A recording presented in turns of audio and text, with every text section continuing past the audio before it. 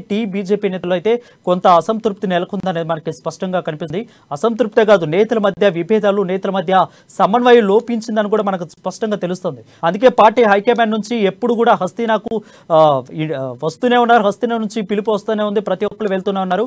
నిన్న మొన్న కూడా ఈటెల రాజేంద్ర ఎప్పుడు కాంగ్రెస్లోకి వస్తున్నారని అయితే వార్తలు బాగా వినిపించినాయి. నిన్న మనం చెప్పేశారు, నేను రావట్లేదు అని చెప్పేశారు. అదేవిధంగా ఈరోజు బండి సంజయ్ కూడా వచ్చింది హైకమాండ్ నుంచి, బండి సంజయ్ కూడా వెళ్ళారు. సో అలాగా ప్రతి ఒక్కరికైతే హస్తీనా నుంచి అయితే పిలుపు వస్తూ ఉంది. ఎందుకు ఈ నేతల మధ్య మౌనం పాటిస్తూ ఉన్నారు, సమన్వయం ఎందుకు లోపిస్తారు? ఎప్పుడు అయితే చూసుకున్నట్లయితే కాంగ్రెస్ నేతల మధ్య అయితే విభేదాలు ఉన్నాయి, కానీ ప్రత్యేకంగా ఇప్పుడు మనం చూస్తున్నాము బీజేపీ నేతల మధ్య విభేదాలు ఉన్నాయి. సో దీని మొత్తం మీద మాట్లాడటానికి మా బ్యూరో చీఫ్ కృష్ణమూర్తి ఉన్నారు. కృష్ణమూర్తి, చెప్పండి, ఎందుకు బీజేపీ నేతల మధ్య సమన్వయం లోపిస్తూ ఉంది కొత్తగా?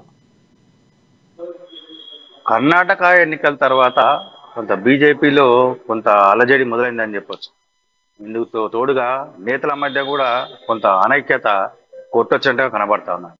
నిన్నటి వరకు ఈటెల రాజేందర్, కొండా విశ్వేశ్వరరెడ్డి, మరికొంతమంది నాయకులు, రాజగోపాల్ రెడ్డి ఇలా పార్టీ మారుతారని ప్రచారం జరిగింది. వారు జాతీయ పార్టీ నేతలను కూడా కలిసి తమ మనసులోని అభిప్రాయం చెప్పారు. పార్టీలో మార్పులు తీసుకురావాలి. ప్రస్తుతం ఉన్న బండి సంజయ్ రాష్ట్ర అధ్యక్షుడిగా ఉన్నప్పటికీ పార్టీ శ్రేణులు అంతగా ప్రేరేపితం చేయలేకపోతున్నారు, ఎన్నికల వైపు వారిని తీసుకెళ్లలేకపోతున్నారన్న కొంత వారు అధిష్టానం చెప్పారు. అయినప్పటికీ అధిష్టానం మాత్రం సంజయ్ నాయకత్వంకే కొంత మొగ్గు చూపింది. ఏదైతే ఈటెల రాజేందర్, కోమటిరెడ్డి, రాజగోపాల్ రెడ్డి, కొండా విశ్వేశ్వరరెడ్డి వీరంతా కూడా కొంత అసంతృప్తి ఉన్నప్పటికీ వాళ్ళను ఏదో రకంగా నచ్చజెప్పి వెనక్కి పంపించారు. తాజాగా పరిస్థితిని చూస్తుంటే ఈటెల రాజేందర్ తన పార్టీ మారడం లేదు, తన పైన కావాలని కొంత దుష్ప్రచారం జరుగుతూ ఉందని చెప్తా ఉన్నారు. పార్టీలో ఉన్న పరిస్థితులు ఏంటిది, అసలు బండి సంజయ్ ఎందుకు వెళ్ళారు, ఏం మాట్లాడబోతున్నారు అనే విషయంలో మనతో ఇప్పుడు మాట్లాడేందుకు పార్టీ అధికార ప్రతినిధి విఠల్ గారు ఉన్నారు. వారిని అడిగి తెలుసుకున్నాం. సార్ చెప్పండి, పార్టీలో ఏం జరుగుతుంది? బండి సంజయ్ గారు ఢిల్లీ వెళ్ళారు, ఈటెల రాజేందర్ గారు ఢిల్లీ వెళ్ళి వచ్చారు, మాటి మనం ఉన్నారు. అసలు పార్టీలో ఏం జరుగుతుంది, ఎందుకు ఇంత నిశ్చేదంగా పార్టీ తయారైంది? ఫస్ట్ నిశ్చేదంగా ఏం జరుగుతుంది అనేది పత్రికల్లో, టీవీ ఛానల్లో లైవ్ డిస్కషన్ తప్ప గ్రౌండ్ లో బ్రహ్మాండమైన మీటింగ్ జరుగుతుంది. మొన్నటికి మొన్న నాగర్ కర్నూలు అన్నట్టు ఒక బ్యాక్వర్డ్ ఏరియా అందరికి తెలుసు, తెలంగాణ మహబూబ్నగర్ జిల్లాలో నాగర్ కర్నూలు ప్రాంతం అత్యంత వెనుకబడిన ప్రాంతం ఉన్నటువంటి ఏరియా. అక్కడ బీజేపీ ఇక్కడ దాని అంటారు సహజంగా. నడ్డా గారు అక్కడ జాతీయ నాయకుడు నడ్డా గారు వస్తే మాకు 4 రోజుల టైంలో సభను ఏర్పాటు చేయడం, దాదాపు 1,00,000 మందితోటి ఏర్పాటు చేసిన సభ. అద్భుతమైనటువంటి వచ్చిన జనం కూడా మోడీ పేరు తీసుకోగానే మోడీ మోడీ అని అసలు అద్భుతమైన స్లోగన్స్ ఇస్తాయి. సహజంగా ఏంటంటే అది ఒక సెక్షన్ ఆఫ్ మీడియాకి అది కనిపించదు. ఏది కనిపిస్తుంది ఒక సెక్షన్ ఆఫ్ మీడియాకు? పార్టీలో మనం వీఆర్ ది డెమోక్రసీ పార్టీ, మేము ప్రజాస్వామ్యం నమ్ముకున్న పార్టీ, నియంత్రిత పార్టీ కాదు భారతీయ జనతా పార్టీ, జాతీయ పార్టీ. సో ఎవరి అభిప్రాయాలు వాళ్ళు చెప్పడానికి స్వేచ్ఛ ఉంటుంది. అది ఇంటర్నల్ గా కావచ్చు, అంతర్గతంగా జరుగుతున్నటువంటి ఎగ్జిక్యూటివ్ కమిటీ సమావేశాలు మా అధ్యక్షులతో కలిసినప్పుడు కాబట్టి వాళ్ళ అభిప్రాయాలు చెప్తారు. అది డెమోక్రసీకి ఒక beauty of the democracy. So అంత మాత్రాన వాళ్ళ అభిప్రాయం చెప్పినంత మాత్రాన పార్టీలో ఏదో జరిగిపోతుంది, ఏమో అయిపోతుంది, ఏదో గందరగోళం అయింది అన్నటువంటి వార్తలు ఒక సెక్షన్ ఆఫ్ మీడియా సృష్టించారు. ఇవాళ కర్ణాటక ఎలక్షన్స్ తర్వాత నిజమే కర్ణాటక ఎలక్షన్స్ జరిగినాయి. Karnataka Congress party government form అయింది. ఎందుకు ఫామ్ అయింది, ఎట్లా ఫామ్ అయింది అనేక సందర్భంలో చర్చించుకున్నాం. మా 36% ఓట్ బ్యాంక్ మాత్రమే. అక్కడ జేడీఎస్ కున్నటువంటి ముస్లిం ఓట్ బ్యాంక్ దాదాపు 10%. జేడీఎస్ అధ్యక్షుడు ఏకంగా ముస్లిం కాబట్టి 3 రోజుల్లో ప్లేట్ ఫిరాయించి జేడీఎస్ వాడాల్సిన ఓట్లను తీసుకుపోయి కాంగ్రెస్ కు అఫీషియల్ గా పిలిపివ్వడం ద్వారా అక్కడ వచ్చినటువంటి పార్టీ. సరే, అక్కడ మేము మా లేవని కాదు, 100% లోపాలు ఉన్నాయి. ఎట్లా లోపాలంటే మేము నిన్న విశ్లేషించాను. కర్ణాటకలో అక్కడ కాంగ్రెస్ పార్టీ గతంలో ఉన్నటువంటి కాంగ్రెస్ పార్టీ నాయకులు, కరపడి నాయకులు భారతీయ జనతా పార్టీ వచ్చారు. వచ్చిన వాళ్ళని గౌరవిద్దామని చెప్పి కొంతమంది మంత్రులు చేశారు. ఆ మంత్రులు చేసినటువంటి విపరీతమైన కరప్షన్, మంత్రివర్గంలో 2-3 చేసిన కరప్షన్ మొత్తం బీజేపీకి ఆపాదించడం ద్వారా, ఒక ప్రొపగండా చేయడం ద్వారా అక్కడ మాకు మచ్చగలిగింది. దాన్ని రెక్టిఫై చేసుకోవడం కొంత టైం జరిగింది. పక్క రాష్ట్రంలో కర్ణాటకలో జరిగే పరిణామాలు తెలంగాణలో ఎందుకు ఆపాదిస్తున్నారు? ఇవాళ తెలంగాణలో నేను స్పష్టంగా అడగదలుచుకున్నాను. 2019 ఎన్నికలు కావచ్చు, 2018 ఎన్నికలు కావచ్చు, 2018 ఎన్నికల నుంచి ఈ రోజు వరకు జరిగినటువంటి ఎన్నికలు కావచ్చు, అవి లోకల్ బాడీ ఎలక్షన్స్ కావచ్చు, లేదా బై ఎలక్షన్స్ కావచ్చు, వరుస బై ఎలక్షన్ ఏదైనా, కాంగ్రెస్ పార్టీ ఎప్పుడైనా ఎక్కడైనా గెలిచిందా? సింగిల్ స్టేట్ క్వశ్చన్ అడుగుతారు. ఈ రోజు ఎక్కడ మరి వరుస విజయాలు బీజేపీ గెలిచింది. దుబాక మేము గెలిచినాం. జిహెచ్ఎంసీ లో అందరు అన్నారు నవలపాలు చేసి 4 సీట్లు గెలుస్తుంది బీజేపీకి, 48 సీట్లు గెలిచినాం. అధికార పార్టీ బీఆర్ఎస్ కి మాత్రం 6,000 తేడానే. అట్లా హుజరాబాద్ లో గెలిచినాం. అసలు నల్గొండల బీజేపీ ఎక్కడ అన్నవాళ్ళు 10,000 ఓట్లు రావని అన్నవాళ్ళు 87,000 మేము అక్కడ రీచ్ అయినాం. సరే ఓడిపోయి ఉండొచ్చు, కమ్యూనిస్టుల కారణంగా మేము 10%, 10,000 ఓట్లతో ఓడిపోయినాం. వరుస విజయాలు బండి సంజయ్ గారి నాయకత్వంలో. ఇంకొక వైపు దాదాపు పాదయాత్ర 1,600 కిలోమీటర్ల పాదయాత్ర, 57 నియోజకవర్గాల పాదయాత్ర. ఈ రాష్ట్ర చరిత్రలో ఎన్నడూ 18 సభలు, ఒక్కొక్క సభ 50,000 నుంచి 1,00,000 మించినటువంటి సభలు, 18 సభలు పెడితే ఆ ప్రతి సభకి నడ్డా గారు కావచ్చు, అమిత్ షా కావచ్చు, మోడీ గారు 5-6 సార్లు వచ్చారు. ఇంత పెద్ద సభలు, ఇంత కార్యక్రమాలు, అసలు అన్నిటికి మించి పోరాటం. ఈ రాష్ట్ర ప్రభుత్వం పైన ఎవరు చేసిన పోరాటాలు అంటే ప్రజా సమస్యల పైన పోరాటం. అది నిరుద్యోగ సమస్య కావచ్చు, ఉద్యోగుల సమస్య కావచ్చు, రైతుల సమస్యలు కావచ్చు, మహిళల సమస్యలు కావచ్చు, అనేక సమస్యలు తీసుకొని పోడు భూముల అనేక సమస్యల పైన పోరాటం చేసి రాష్ట్ర ప్రభుత్వం ఏకంగా మా రాష్ట్ర అధ్యక్షుని అనేక సందర్భాల్లో జైలు పాలు చేశారు. ఒకవైపు పోరాటం, ఇంకొక ప్రజల్లో ఉండి, ఇంకొక వైపు ఉద్యమ కార్యక్రమాచారం, ఇంకొక సభలు సమావేశాలు, ఇంకొక ఎన్నికల పోరాటంలో బీజేపీ ఈ స్థాయిలో ఉంటే ఆ స్థాయిని తగ్గించే ప్రయత్నం ఒక సెక్షన్ ఆఫ్ మీడియా, మేమంటే గిట్టని వాళ్ళు, మా సిద్ధాంతం అంటే గిట్టని వాళ్ళు, మేమంటే నచ్చని వాళ్ళు మీడియాలో చర్చలు పెట్టేసి బీజేపీ పని అయిపోయింది, బీజేపీ గ్రాఫ్ పడిపోయింది, బీజేపీ అయిపోయింది అని ప్రచారమైనటువంటి విష ప్రచారం చేస్తే మీరు ప్రచారం చేసుకొని ఆనందించండి, సాయంత్రం దావతులు చేసుకోండి, మాకేం అభ్యంతరం. కానీ ప్రజల గుండెల్లో ఉన్నటువంటి బీజేపీ నినాదం భారత్ మాతాకి జై, జై శ్రీరామ నినాదాన్ని మీరు ఎట్లా తీసేస్తారు? ఇవాళ నేను సూటిగా అడుగుతున్నా, ఈ విశ్లేషణ సూటిగా అడుగుతున్నా. ఇవాళ హైదరాబాద్ లో ఎవరికి పోటీ ఉంది?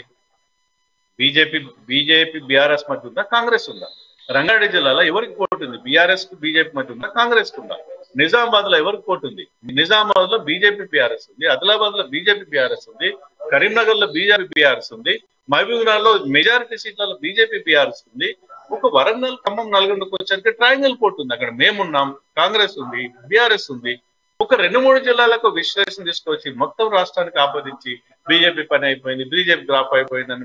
బీజేపీ పని అంటే నేతల మధ్య ఐక్యత లేదు అనేది కొంతకాలంగా ఢిల్లీలో జరిగిన పరిణామాలు చూస్తుంటే.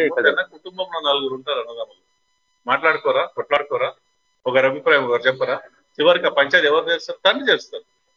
పొద్దున కొట్లాడుకుని రాత్రి టేబుల్ మీద కలిసి తింటారు. తన అభిప్రాయం చెప్పే స్వేచ్ఛ గ్రామం. మేము నియంత్ర పాలన కాదు కదా, మరి నియంత్రిత పార్టీ కాదు కదా.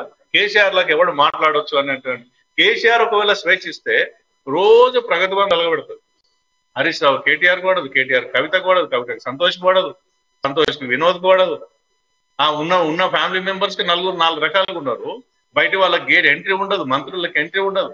ఒకవేళ కేసీఆర్ గారు మాట్లాడే స్వేచ్ఛ ఇచ్చి ప్రజాస్వామ్యాన్ని, అంతర్గత ప్రజాస్వామ్యాన్ని వాళ్ళు నిలబెడగలిగితే ప్రతి రోజు కూడా వాళ్ళు టీవీలు వెళ్తాయి, వాళ్ళ ఇళ్ళల్లో చీరలు ఎత్తేసుకుంటారు, రోడ్ల మీద ఎత్తేసుకుంటారు, టెంట్ పెట్టుకుంటారు.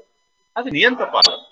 కాబట్టి అట్లాంటి నియంత్ర పాలన కూడా ప్రజాస్వామ్యం నడవదు. మేము ప్రజాస్వామ్యంలో ఎవరి అభిప్రాయం వాళ్ళకు ఇవ్వడానికి అవకాశాలు ఇస్తాం, వాళ్ళు మాట్లాడే అవకాశం ఇస్తారు. నా అభిప్రాయం నేను చెప్పవచ్చు, నాకు స్వేచ్ఛ ఉంటుంది.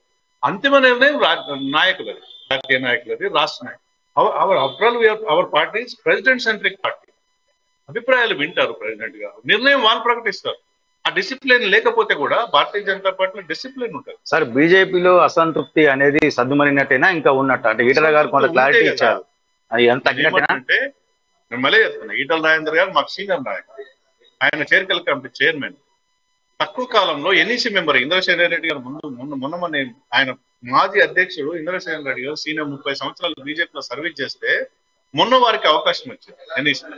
కానీ ఈటల రాజేందర్ గారికి వచ్చిన తర్వాత ఎన్ఈసీ మెంబర్, ఎమ్మెల్యేగా గెలిపించుకోవడం, తర్వాత అదే విధంగా ఇక్కడ చేరికల కమిటీ కార్యక్రమాన్ని అధ్యక్షం చేయడం, ఇవన్నీ చేసిన తర్వాత వారికి ఉన్న గౌరవం ఉంది. రాజగోపాల్ రెడ్డికి వారి గౌరవం వారికి ఉంది. వారికి ఒకవేళ ఇంకా సర్వీస్ చేసుకుంటూ పోతానికి ఇంకా ఉన్నతమైనటువంటి పదవుల అవకాశం వస్తుంది. రేపు ఏ స్థాయి ఉన్నతమైన పదవి అయినా రావడానికి బీజేపీలో సాధ్యం. కేసీఆర్ కుటుంబం కాదని ఇంకో వ్యక్తిని ఇస్తారా? కాంగ్రెస్ పార్టీ ఒక సామాజిక వర్గం కాదు, ముఖ్యమంత్రి గారు ఇంకో ఈ దేశంలో ఏకైక పార్టీ ఎవరైనా ముఖ్యమంత్రి కావచ్చు, ఎవరైనా ప్రధానమంత్రి కావచ్చు, ఎవరైనా అధ్యక్షుడు కావచ్చు. అట్లాంటి క్యారెక్టర్ ఉన్నటువంటి భారతీయ జనతా పార్టీలో చిన్న ఈ భిన్నమైన అభిప్రాయాలని, భేదాభిప్రాయాలు చూపించి ప్రజల్లో కన్ఫ్యూజ్ చేయాల్సిన అవసరం లేదని.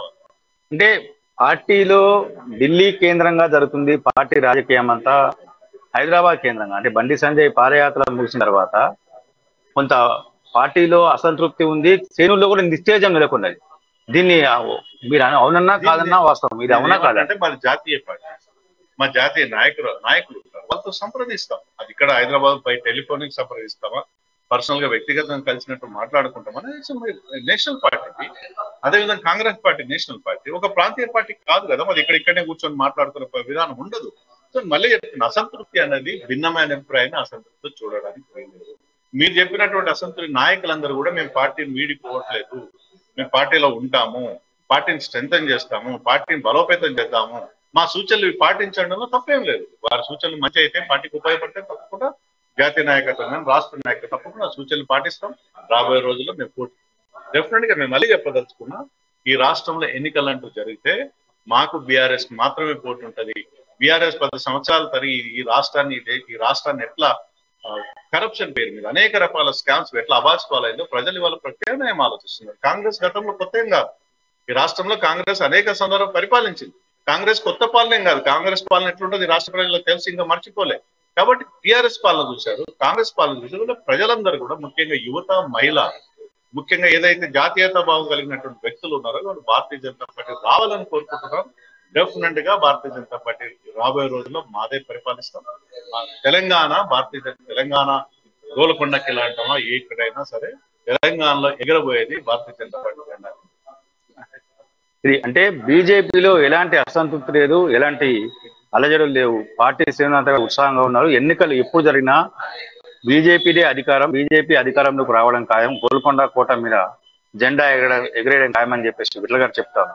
ఏదేమైనప్పటికీ కొంతకాలంగా బీజేపీలో మాత్రం కొంత అసంతృప్తి ఇది అనేది ఉన్నది. కానీ ఈ మధ్య అంటే ఈట రాజేందర్ తాజాగా ఇటీవల ఢిల్లీ వెళ్ళి వచ్చిన తర్వాత కొంత ఆయన మనసు మార్చుకున్నారా, లేదు అంటే ఆయనకు పార్టీ జాతీయ నాయకత్వం ఏదైనా ఆశ్వాసం ఇచ్చిందా అనే అంశం మీద కొంత క్లారిటీ రావాల్సిన అవసరం ఉంది. బండి సంజయ్ ఢిల్లీ వెళ్ళింది పార్టీ దీని అంశం మీద కాదు, పార్టీ అంటే భవిష్యత్ కార్యాచరణ మీద జాతీయ నాయకులతో చర్చించి కొంత స్పష్టత తీసుకునేందుకు వెళ్ళారని చెప్పేసి పార్టీ నాయకులు చెప్తా ఉన్నారు. ఇది ఈరోజు బీజేపీ రాష్ట్ర కార్యదర్శి పరిస్థితి. వరుణ్.